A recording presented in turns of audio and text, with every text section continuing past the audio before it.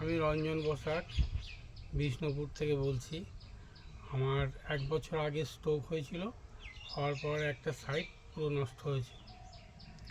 আমি হাঁটতে পারতাম না, ঠিকমতো কথা বলতে পারতাম না, আমার মুখটা বেঁকে গিয়েছিল। তারপরে একজন ডাক্তারকে দেখাতাম। ডাক্তার দেখিয়ে 1 বছর ওষুধ খেয়েও কোনো কাজ হয়নি।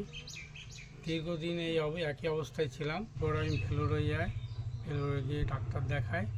সেখান থেকে আমাকে বলে যে নিয়মিত ব্যায়াম করতে। আমার মেয়ে ব্যায়াম শেখে বিভা পালের কাছে। তখন আমার মেয়ে ওখান থেকে একটা কী ব্যায়াম করবে করাবে সেটা বলে দিয়েছিল।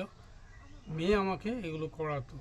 দীর্ঘদিন করার পর এখন আমি চলাফেরা করতে পারি, হাত ঠিকঠাক আছে, বা আগের মতো না হলেও অনেকটাই ভালো। আর দীর্ঘ কতদিন পর সেটা বলো? দীর্ঘ 2 মাস এগুলো আমাকে করতে হয়েছে। হওয়ার পরে অনেকটাই ভালো আছি।